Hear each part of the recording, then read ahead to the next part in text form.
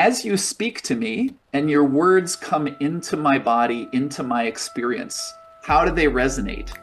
I mean, even if we're great friends, when you introduce a new idea that I've never heard you say, there is this moment. But if I'm just already accepting, I'm already open, curious, the possibility for that resonance to be true is greater. The other thing I would say with I distinguish listening and hearing. So hearing is a sound happens and it goes into my ear and I kind of can't not hear it because I have ears and the sound was close by. But so another distinction I make is when you hear the sound, is it noise or is it music? So if it's noise, and let's say I'm on the street and a siren goes by and it's blaring and it's way too loud, the muscles in my ear will contract to protect me. In that moment, what's actually authentic or maybe is to keep that sound out because that sound is actually damaging to me. But in another moment, I hear music that I like and it's like, oh, that's delicious. I want that. I'm opening my ear to it. I'm relaxing those muscles, right? And the thing is, if you contract the muscles in your ear, or it's similar to like the sun is in your face and you squint, if you do it really hard, it's a whole body movement. It's not just those muscles in the ear. So it instantly changes the shape of space. It changes all those other categories, the breath, everything can change. Anyway, I've said many things here, but just the last thing, and this is something I offer people, is maybe a more skillful way to move through the world is to be able to hear noise, notice that I'm blocking it, and then ask, could this be music? Now, it doesn't mean I open my ears to the ambulance and I get hearing damage. Like sometimes the best move is to get away from the loud sound.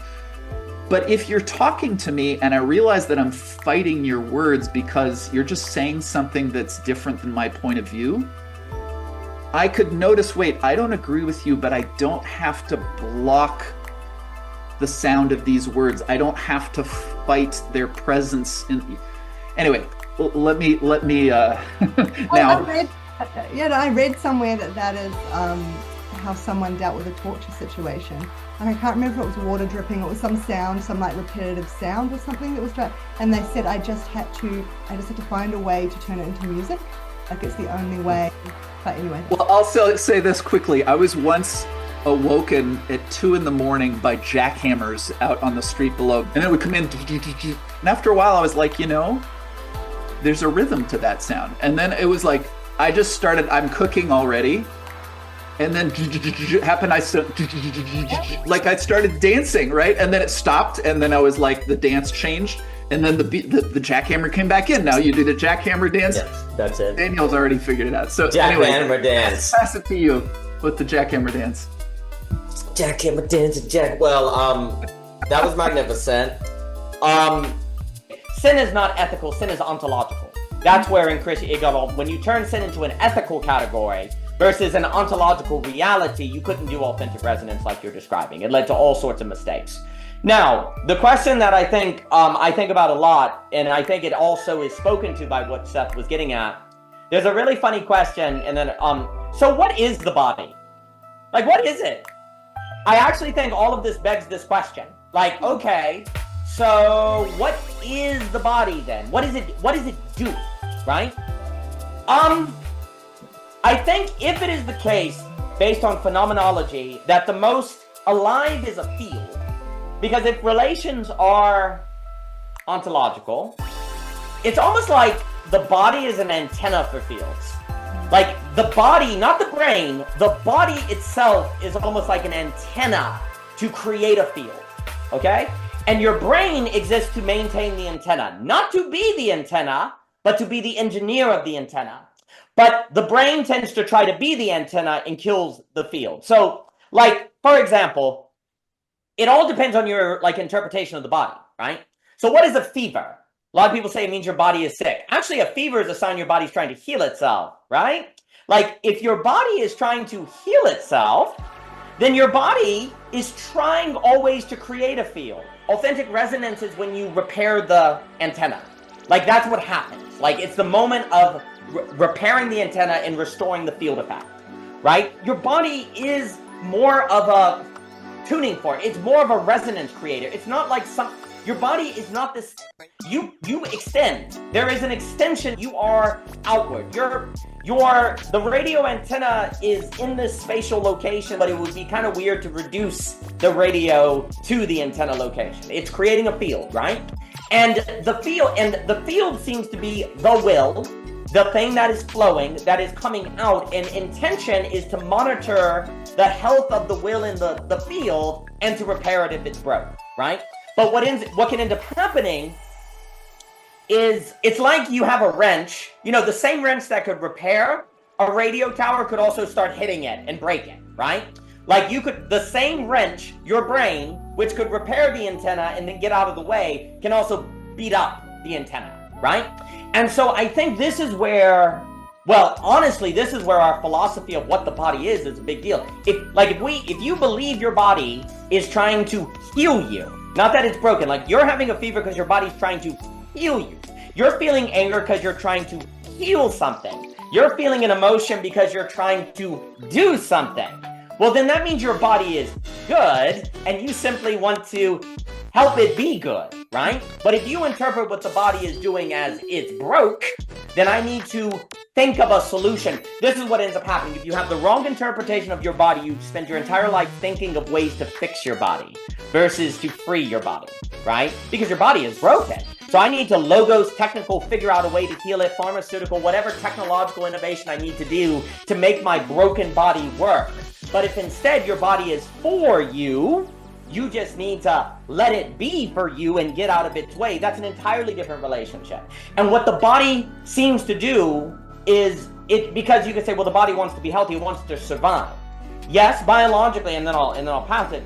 Yes, the body wants to survive, but the human dimension that's more, dare I say, metaphysical, is the body wants to be a radio tower for a field.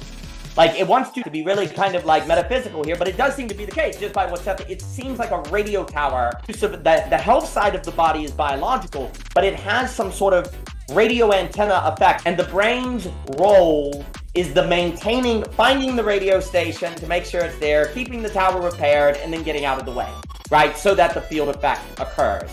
That seems to be more of what the body is. The body is some kind of field creating entity. Now, again, that might need refinement or different things, but it just seems to me that it is a generator of some kind of field, and your body is always in the business of healing that field. This is where habits are important, because when you get a panic situation, if you haven't done the training, if you're not prepared, rather than say, go over and get the fire extinguisher, you just kind of hit the oven with a towel and it doesn't get better. That seems to happen in anger, where you're not ready for it. So, oh my gosh, the field's broke, what do we do? And if you're not ready for it, you have a reaction that's bad. Likewise, if you're not ready for the oven fire, you don't get the fire extinguisher and it becomes a lot worse, right? So those are some thoughts that come to mind. Stunning. I love what you laid out there with the body and the field and the antenna. If the body is an antenna, then it's not just tuning to itself. It's tuning to all the other bodies, right? And if the body is an antenna and it's tuning to the other bodies, or even if the body is just part of the anatomy of this field, right? I mean, it starts to get into stretching our definitions of self, at least certainly outside of the typical, scientific materialist kind of context. Whatever the human is, unless the human is of a dimensionality that is reducible, must ultimately, if accurately described by a metaphor, it must be a mixed metaphor. Because otherwise it would be reductionist of the human being, right? So maybe the human being is some kind of like radio instrument, like some sort of antenna instrument, because this idea of walking into the room and you have a note like A, and you're just able to make the A work, that person's a D, and the room is an E, and you're able to connect with the note to make a harmony. It is of great interest that in classical thought, they talked about the harmony of the soul all the time, and talked about music, and all of that was the prime language to describe the good life, honestly, and the healthy individual. It was musical. That was the metaphor they liked, was a musical language. And there is something about the body that's like an instrument. You know, they even describe the vocal box, like there's the resonance box. The body seems to be kind of like an instrument, right? And so when you're talking about that poise, to me, that's like, no matter what, you're giving off your note, and whatever note you can encounter, you're able to do exactly what you said. I hear noise, but what if it's music? Let me, before I turn my note off, because I believe it's making cacophony, well, maybe, hold on, my A encounters this F, and it sounds like a cacophony and noise, but maybe it's music. That seems to be the move. You described that with the jackhammer, that ability to say, I'm hearing noise, I'm gonna block it, but could this be music? That is, to bring in Hegel, that is Hegel's move of freedom. Because what you're doing is that's called the negation. You're negating the determination to give yourself space to choose if it's a necessity for your freedom. So you say, I'm gonna negate I'm gonna block it, I'm gonna negate hearing it, but not to get rid of it, but to ask the question, should I reconcile with it? Should I identify with it? And that is what I hear you saying when it's like, could this be music? For Hegel, that is freedom, and there's actually no other freedom. Like, freedom is not freedom from determination. Freedom is found in gaining yourself the capacity to choose a determination as possibly a necessity for freedom. To negate, block, and ask, could this be affording me freedom? That is the ultimate capacity. I actually kind of want to say that is the pre-skill of authentic resonance, right? The ability to choose what you choose. That's what you're doing, right? Like, you're literally choosing what you choose. It's like, I'm going to create a distance between the noise and myself so that I can choose it. You're creating a space between yourself and the noise, so now it is choosable as music. So you're choosing to afford yourself a choice because of the blockage that then opens up a space of you to change your identification with it, right? What is that? That's a tuning fork. That's like tuning the music. That's tuning the radio station. That's tuning your instrument. Like, if the body is an instrument that makes music, or a radio instrument, or whatever language it is. If you take the experience which exists in time, which lies between two notes of a melody, then you hear nothing, for it is only the notes themselves which are audible. What you inaudibly experience between the notes, that is music in reality, for that is the spiritual element of the matter, whereas the other is the sensory manifestation of it. You see, this enables you in the most eminent sense to bring the human personality as soul, into the musical element. The more you are able to bring out that which cannot be heard, the more you use the audible as the vehicle for the inaudible. So much the more is the music permeated with the soul. To feel this in the musical element is precisely the task of the eurythmist. The brain seems to be more about tuning and finding the note and creating the space of asking, is this music? The brain is not about creating the music. The brain is about tuning the note. It is not, but the body is creating the note. The body is already creating the field. The body is already creating the resonance. The brain is the ability to, when you encounter a resonance that creates a cacophony effect, the brain goes, wait, hold on. Let's ask ourselves, could this be music? That's freedom. And that's the possibility, that's choosing what you choose. That is the possibility of authentic resonance. Those came from, but Aspasia, please. Yeah, what's coming to my mind is something here about the heart. Like, to me, it seems like the heart is the place of the spaciousness. Like, if we can have the spacious heart, then that seems somehow to be coming up for me now as being important here. So that yes, the brain is obviously involved in the tuning. I was thinking of like a conductor, but then you said tuning. Oh, that was much better. No. But there's something that, because I would actually say, from a psychodynamic perspective, that there are multiple notes going on, right? And perhaps it's more so which is the one that is going to take prominence, or how might they be brought together, or something integrated. I mean, we talk about integration in my work. How might, and it's only through really integrating those motivations and that system that you get to have clarity. It's not by sort of choosing one over the other. Anyway, there's something about because love is so relevant in all of this. And so I'm just thinking, as I'm trying to bring all this together, something about the spaciousness, because I agree.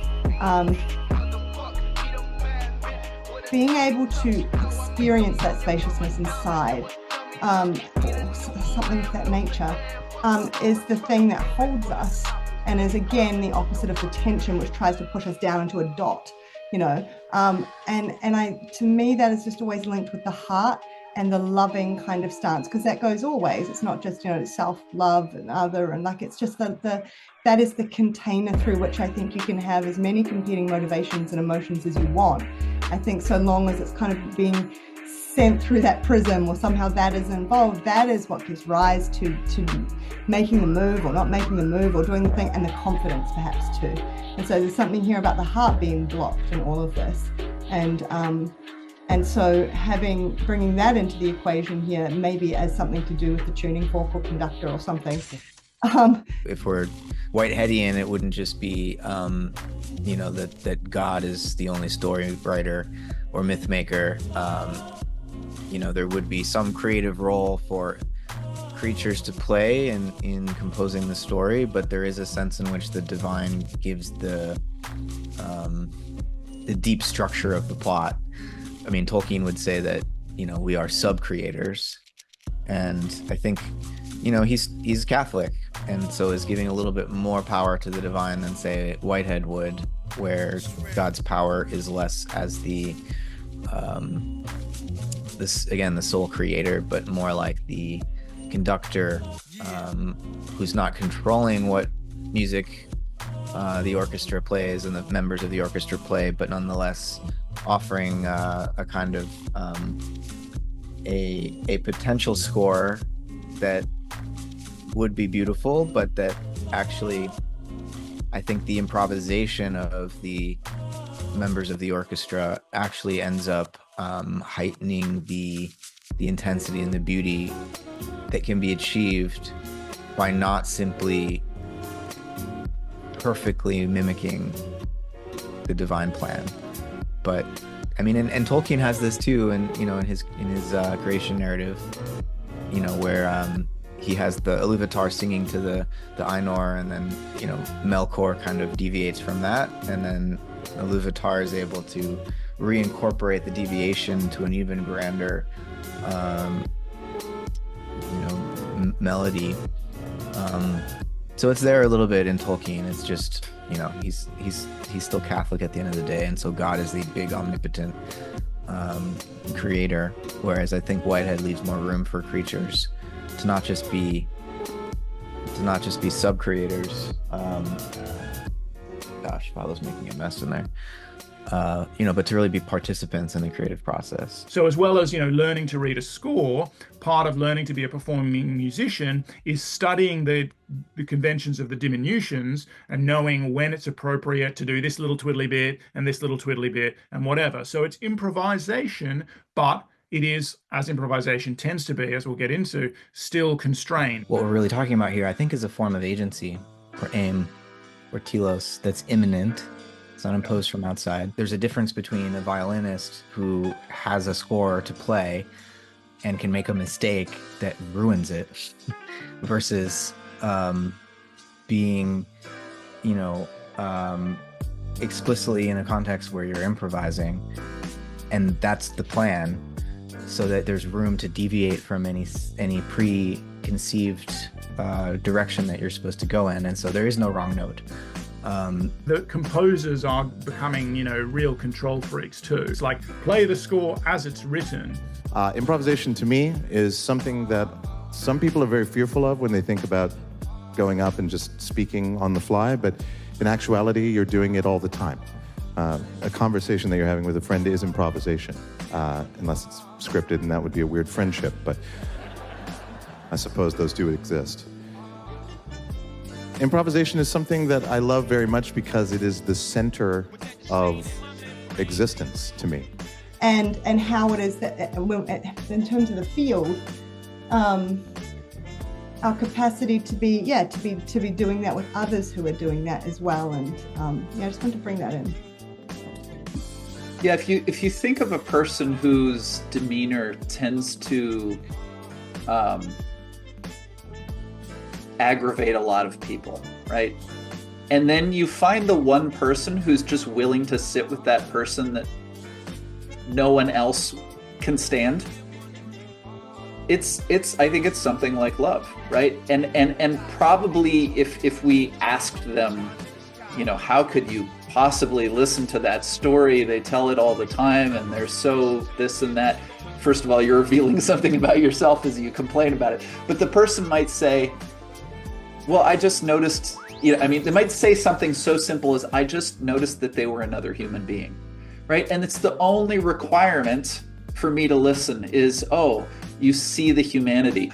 Oh, that person just made a remark that wasn't so great, but who cares? I'm in love. You know, it's just like, and it doesn't have to, in love makes us think of romantic love, but you know, the parent who will just be with the child who's screaming for hours and you wonder why they don't seem to be the least bit irritated. They're just so clear on how much they love the child, right? And so that's why they might be noticing the decibel levels in their ears. They might be, you know, they might be taking a toll on some level because the situation is not as nice as if the child was sleeping or saying, I love you, or let me draw you a picture. The problem is when we talk about love, we go in all of these just romanticized directions. But, you know, John Vervaeke often uses a very technical term, right? But I think it's a good one. He says it's something like reciprocal opening, right? So if we think of the field, or we even think of the feeling of the pores of my skin can be open versus they can be closed, like if I'm cold or, you know, something like that. It's like if I'm opening and you're opening, there's a kind of a feedback loop that goes, and we might call that love. But it's also, there's this incredible resonance, right? It smacks you in the face. It says, go deeper. Go deeper. And when you go deep, when you poke on it, then you find out the whole human subject is a metageometrical phenomenon. And yeah, like maybe instead of note, the human makes song. Every individual is a song-making entity. You make an entire song, and then when the body and the mind make a song, not just a note, we are songs. And when we encounter, the environment makes a song, the other person makes a song. There are many creation myths that start with it all being sung into existence. One thinks of Aslan. That does seem to be what we are song making. And when you have two songs play at the same time, you have country music and Black Sabbath or something with Led Zeppelin. It sounds like a cacophony, but what if this could be music? Pause. What if this could be music, right? Like, what if you could do that? So then, like, well, this is like teleology and Aristotle and Plato. The whole being moves towards song making. It just wants to make a song. I mean, what is the body? Like, what does the body want in a way? What is your body wanting? It doesn't want blockage. It wants a song. I mean, to use, I guess, Piper's language, there is something about the body that almost wants a festival. Like, everything in us wants to find a festival. And what's a festival? Bacchus on our no, you should be a winemaker. Bacchus was the Roman god of you know, we think of modern, now the wine is on the altar of the blood of Christ, right? And what's a festival? Where flow, time, you stop thinking about time. There's something about anxiety that makes time feel long. Whereas when you're in a festival and you're having a great time, time flies. The body is trying to find duration in the Bergson and move beyond sequence, right? All that is in you seems to be seeking a certain festivity, right? A certain self-forgetfulness, right? The body is looking for the song. The problem is the mind can imagine it doesn't exist and tell the body it doesn't exist, so the body gives up. That's the problem. Our very imagination that there is no such thing as a festival, we can then impose upon our body. Seth, please. Your whole body is there when you speak. It's so gestural, and it's so, and I feel there's something authentic in your resonance right now. I think you're formulating the Dellinger method, or the Dellinger. Maybe, yeah. I call it musicality of being, so I appreciate all the musical metaphors. Beautiful. So going back to this idea of love, and yeah, it's tricky. So there's something about the bringing together, integrating the feelings together in the heart. It's almost like the container or something. It's like maybe it's loving. It's to do with the way we then go about acting or being. I guess it's the space within which it's hard to. There's something about love that is observing a clearing in which their music can come out. Because there's also like, so for example, if you're a field and you're a song, when you come up to someone and you love them, it's almost like your field or song kind of wraps around them like a hug, creates a certain clearing where their note can come out, and then we can figure out how to harmonize with it, right? So there's something about holding, like the field holds the other. And there's something about love that a language of love tends to be kind of observing. You observe, which is interesting because religion, observe, ritual, observe is not merely sight, but it says, I see you, but it's deeper than I'm looking at you, right? So there's something where the heart seems to observe, right? And there's also something, it's almost like if you're coming up when you're playing the violin and you love someone, you keep playing, but you soften a little bit. You maybe just move to a secondary note where if they jump in and now you've made room for them. So you're making space for them, but it seems like love makes space for, but doesn't retract. But but it's similar, right? Because it seems like you're retracting in love, you're pulling in, but actually you're making space for, so they can be part of and participate in your expansion and you, they, right? So it's a withdrawal for the sake of affording versus a withdrawal to become a point, a withdrawal to escape, right? So in love, there's a certain withdrawing to afford a new harmony that is more expansive than would have been possible without the love. It's a withdrawing, but in love, it's a withdrawing to afford the harmony, and the heart seems to be making space for, the heart seems to be in the business of tuning the body to make space for in the field the other, right?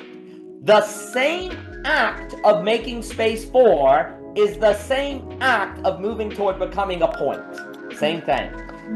That's the problem. If you're going to have love, you're going to have the possibility of retracting in.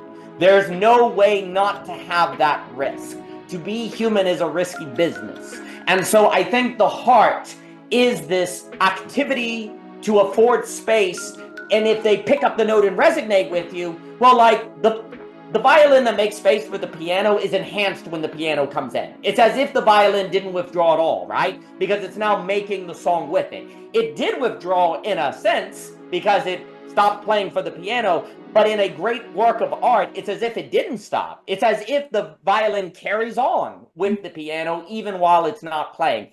That effect is the making space for, that in an odd way the violin continues in even while it's not playing, because it turns out music is actually is made of silence as well, right? Like you can't have music if there's no silence. So the violin's silence is a musical note. That is a note with the note of the piano, right? So that's where the heart is in that business. There's a few more things. I do also, please. Very quick, and please keep going. But that's authentic resonance too, I think. So it's the your own discernment of that move, what it's in service of, which is it being motivated by? Is it the making the space? It's actually an invitation. It's a connecting. It's a loving, or is it the withdrawal and for other reasons because you're just anxious and cutting the other off? But keep going. Well, it's beautiful because it's the moment where you at the violin choose to stop playing and the piano keeps going and you go perfect.